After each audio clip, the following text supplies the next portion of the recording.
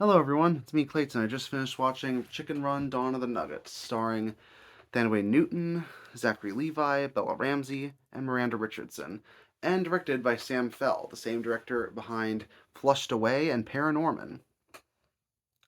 Now, the original Chicken Run back in 2000 was Aardman's very first animated film released under DreamWorks, and it was definitely revolutionary for the time when it came to stop motion animation, even though its story and characters did feel like they had the liar revealed story taken up to 11 when it came to its cliched implementation of it.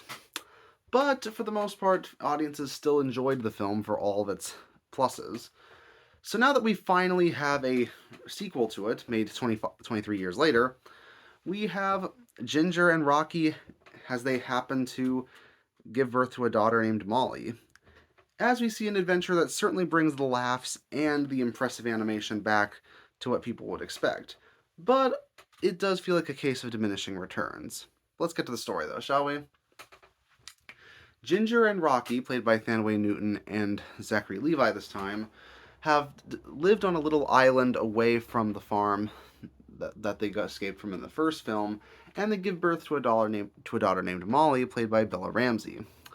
She wishes to have freedom and to explore the outside world, but Ginger believes that it's a bit too dangerous for her. Therefore, Molly goes off on her own and ends up getting captured by this company that's creating chicken nuggets, basically to sell to fast food franchises. That ultimately that's ultimately run by Miss Tweety from the first film, voiced once again by Miranda Richardson. So Ginger, Rocky, Fowler, Babs, Mac, and all the other chickens that you remember have to bust into this new farm in order to save Molly and her new friend Frizzle, and to bring down this entire fast food enterprise. So yeah, it does feel a lot like the plot of the first film taken up to a new extreme, especially since it's been several years in universe since the last Chicken Run movie as well, so it makes sense that they'd move from putting chickens into pies to essentially making Chicken McNuggets out of our main heroes. It's definitely an increase in scale in that respect, even if it is a bit odd that our main villainess from the first film comes back here without much of an explanation as to how she got to where she is now. Regardless, I did like Molly as a new protagonist. Bella Ramsey just happens to be very endearing when it comes to her acting, as we saw earlier this year with The Last of Us. Plus, the new voice cast does a pretty good job in their roles. Zachary Levi, especially, I think captures Mel Gibson's original performance, while obviously adding his own little tweaks to it to make him stand out.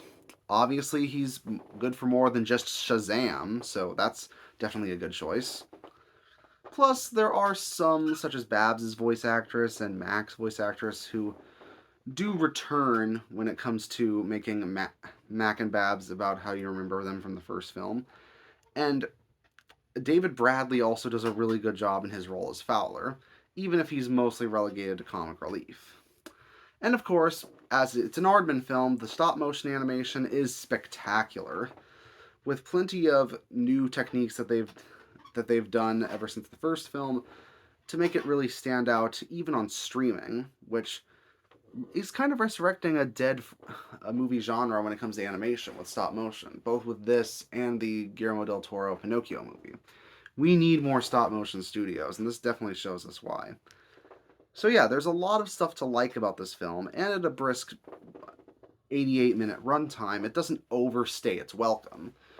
But it still feels like a bit of a cliched story, only this time with the whole rebellious child angle when it comes to an overprotective mother.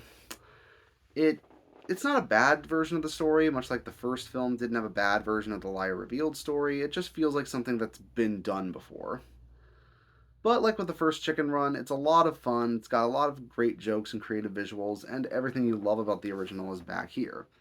So I'm going to give it a 7.5 out of 10. See you next time.